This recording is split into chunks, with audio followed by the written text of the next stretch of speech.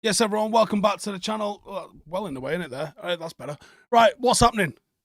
Michael Edwards.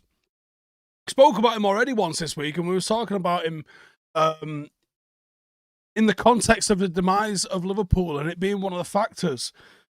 One of the major reasons Liverpool have been so good in recent years, and potentially why it's fell off the way it has fell off, is in large part, in my opinion, down to how right they got their recruitment. Now, Klopp gets a lot of credit for that. Oh, Klopp got his transfers right, blah, blah, blah, blah, blah. But ultimately, a lot of the recruitment is down to, or was down to Michael Edwards. So I'll get into the news, and this isn't necessarily something that's happening today. There's some talk that this isn't even going to happen in the summer, but there is some talk that this might be happening. So we're going to talk about it. It is a role that there's been some talk, even, listen, I've heard some things in relation to a director of football, nothing in terms of Michael Edwards, but I have heard some things in terms of a director of football. So I believe when you start to stack up all of these things at once, that there's probably something happening in terms of a director of football. Now, here's what it says. United are close to agreeing a deal with former Liverpool sporting director Michael Edwards. United believe that he is the right man to oversee the transfer business and have made him a hugely attractive offer. That's Peter O'Rourke, Football Insider. So Edwards was the role of sporting director at Liverpool. He was appointed back in 2016, and he was the first person to fill that sort of newly created role at the club. And the future of football is heading in a direction where sporting directors are becoming more and more common. Hence why you're starting to see their names becoming into the public domain a little bit more. And Peter Kelly says, was this the news I had a while back? Yeah. But not necessarily with Michael Edwards. This is a new name to me. I haven't heard anything on Michael Edwards. But this was the news I'd heard a while ago. That's why I'm taking it serious, because I think that United are looking. So you're not just seeing more and more names of directors, sporting directors coming to the fore, but they're also becoming an increasingly sort of important role. Now, in my opinion, Sir Alex Ferguson was United sporting director, as well as the guy that picked the team.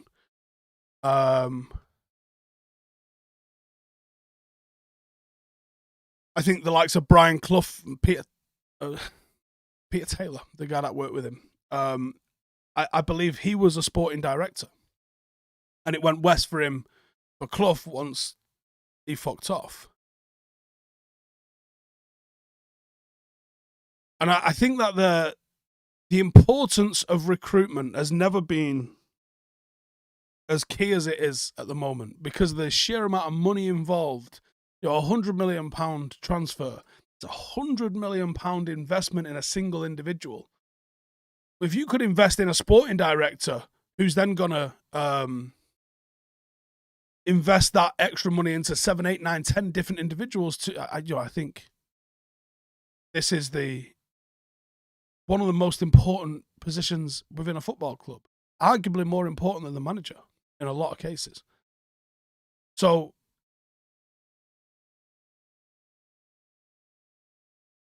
he joined the club back in 2011, initially as a head of analytics before he got promoted to the role of director of technical performance and then technical director.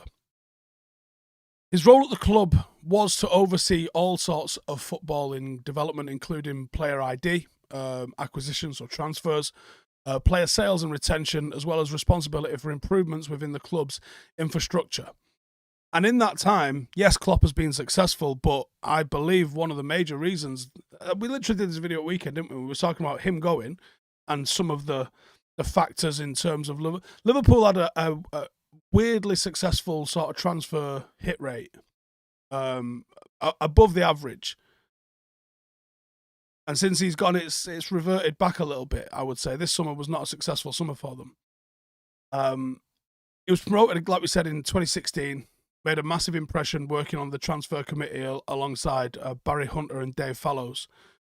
Now, he does like to keep a low profile, doesn't really do interviews, but he has become widely known as a man that's got a lot of influence and has been heavily influential in some of Liverpool's best transfer business.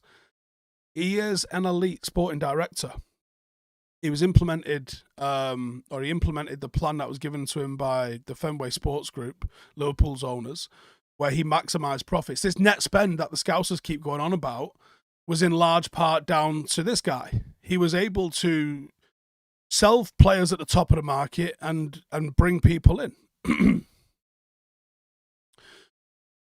Despite having a lower wage budget than most of their rivals, despite they spent big, but they was able to recoup at the right time. And I would argue the sales that they made for the money that they made, the buying clubs never really got value for money. So he's done bloody well there. You have to give him that.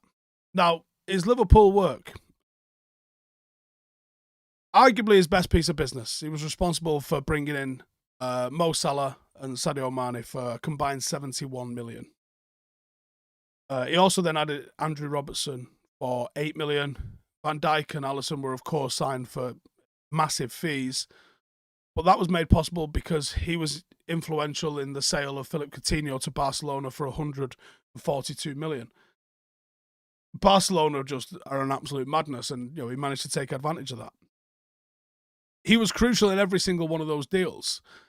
And I think he has a healthy working relationship with the likes of the Red Bull family, which ensured the deals for Konate, Naby Keita, Minamino were completed without much competition. And in addition to those transfers, he also negotiated large sums of money for fringe players in the Liverpool squad. Solanke, Jordan Ibe, sold to Bournemouth for a combined 34 million. When you see that what United have allowed Lingard and Garner and Dylan Levitt went for nothing. We was robbed. It's an international footballer. Michael Edwards, in the meantime, is getting serious, Premier League money for shit players. This is part of the reason why Liverpool can go on about this net spend Kloppers had. Because they were doing magic selling off shit. And even though they never had a look in with the club, he managed to get 23.5 million for Ryan Brewster. And he failed to make a single appearance before departing. Bonkers. Absolute bonkers. So he's a master in negotiation. He seems to be able to get a good price for players on the way in and, very importantly, on the way out.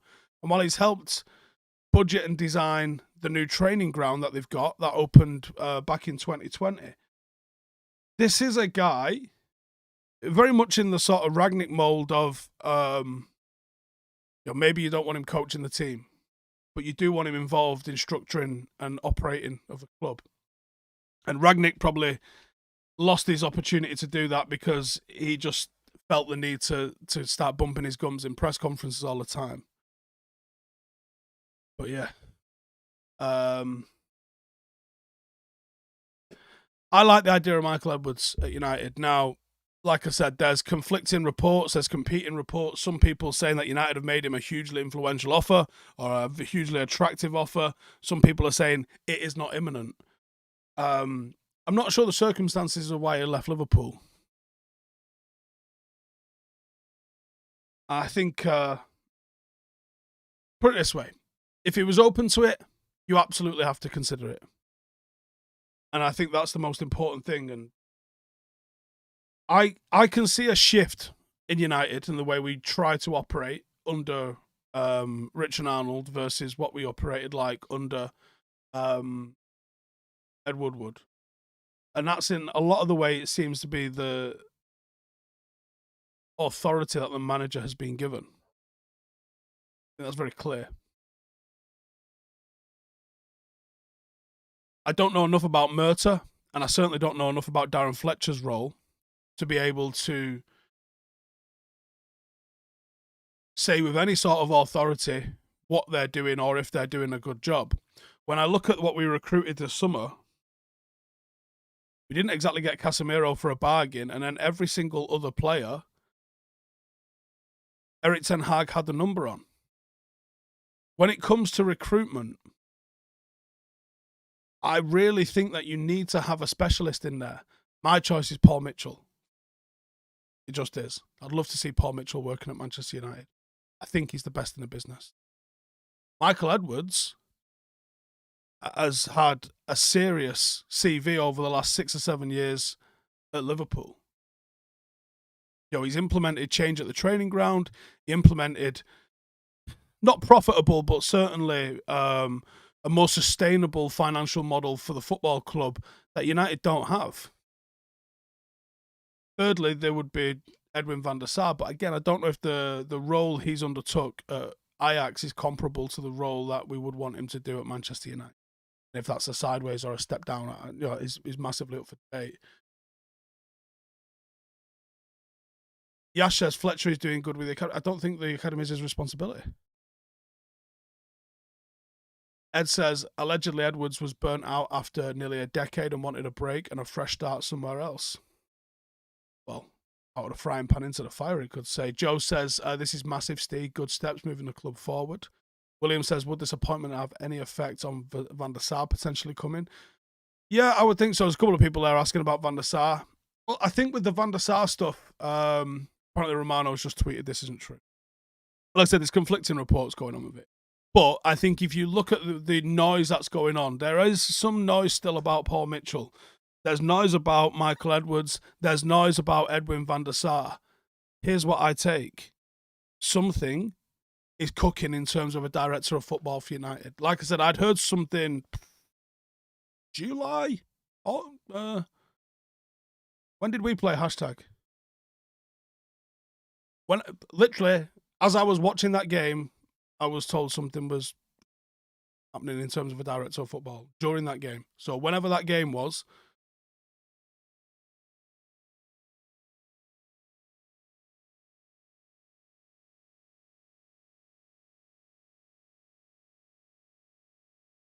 first week of July, 2nd of July. It was the 2nd of July when I was told something's happening in terms of a director of football. Now, fucking October, and nothing's actually happened yet. So there's been something cooking for a while, and I think this kind of adds up. Maybe they've not settled on who they want. Maybe they're sounding out a few options. You got to think, why do transfer rumors leak? There's so many people involved in a transfer. You have, of course, the player, and he might sound his family out. You have the agent, and then the agent, if he's thinking he's going to get a move to one club, might entice another club just to try and raise the fee or the wages, raise the desperation. Luca Brazzi in the comments says, I'd love Luis Campos. Yeah, not the only one. You have the selling club. The selling club might want to put some propaganda out there like the player asked to leave, or we didn't want to sell him. So you get leaks because it's in people's interest to leak this thing when it comes to a player. And there's so many parties involved when it comes to a player signing, being sold, and this, that, and the other. When you see directors moving, generally they don't have an agent. Generally, there's no one to benefit by creating a bidding war. So these sorts of things generally can fly under the radar a little bit more than a player transfer could, for obvious reasons. There's also not the time constraints and pressures that you would have when trying to sign a player, because there's no window for directors. So I think if you go look at the feasibility of us bringing in someone for this role, looking at all of the sorts of ways this is going, I really think that there's something in this. And apparently Romano hasn't tweeted anything. There you go. Like I said, this isn't me coming here telling you, listen, that's definitely happening. It's me telling you that, yeah, listen, in July, I heard something was cooking with a director of football. So I'd like this to be true. Doesn't mean it is, but I would like it to be true. And if it is if it's Michael Edwards, Edwin van der Sar, or Paul Mitchell, I've got a lot more faith in them than anybody else. I rate those people in their jobs. They've proven they can do it, and that's all it takes for me. Michael Edwards is a very interesting character. Paul Mitchell's a more interesting character. Even I think he's a blue.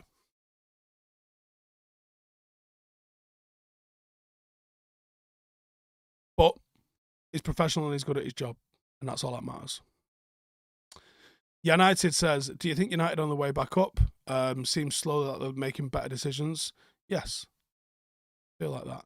More Than Life TV says, what is Fletcher's role exactly? I don't know.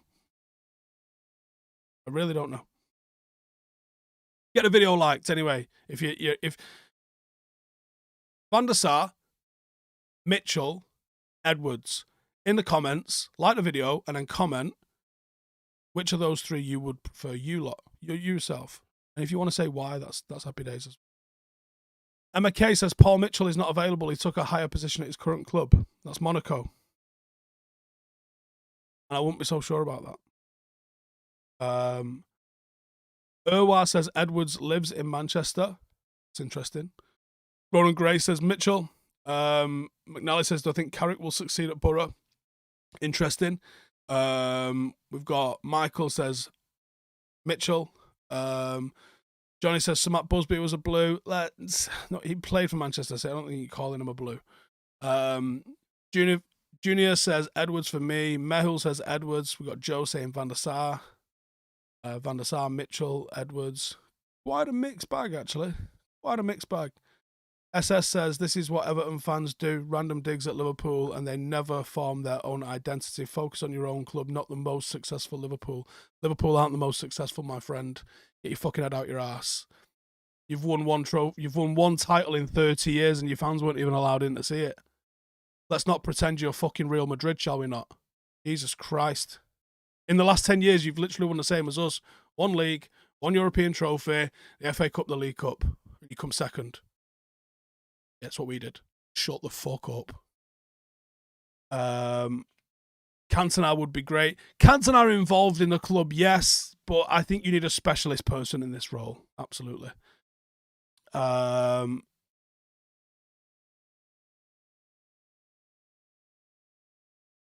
SS says they are the most successful. They're not, though, are they?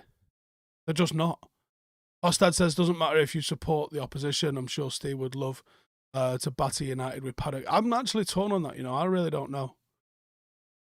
We're never going to find out, so it doesn't matter. We're never going to play them. Gareth says, Mitchell for me, Van der Sar above, but very unlikely to happen. Imran says, Edwards, proven. The Lumberjack says, no Van der Sar. He's a CO at Ajax, hasn't done anything with recruiting in all his years. Why get someone who has to learn everything with that regard? A lot of this job, I think, is networking. I think that's a big part of it. Amam says Cantona would start talking about the wanton flies again. I think Cantona would be brilliant in this role. Not in this role, sorry, in a role within the club. And I'd love to see what he would bring to it just for the entertainment value. Jake says Rio would be mint, just drilling players in talks before they join about standards. Yeah, I don't know if he'd ever talk about it on camera or even a little bit afterwards. I think there's a lot Rio could really offer, and I'm sure a lot of players could offer that as well. Whether that's as a director of football or not. So what's interesting is I spoke to Evra when Evra was kind of being, when you used to see him sitting next to Ed Woodward. And I was talking to Evra about what the script with that was. And he'd said he'd been offered a job or had been offered a role, but he doesn't feel like it was a real role. And Evra actually said he thought Rio was going to take it. And obviously I spoke to Rio about that. Rio said no, what wasn't offered and wouldn't have took it. So it's interesting that they've obviously, Summit was cooking at that time. Used to see Evra sit next to Woodward at the match. I think there's ambassadorial roles. Would I have Roy back at the club? Yes. Chrissa says, why haven't I asked Rio what Fletcher's role is? I have. And I'm just going to leave it at that. You have to draw your own conclusions from it. Notch says, when did Edwards leave Liverpool? Their recruitment has fell down the last few seasons. I think it was before the summer. Let me just have a quick look.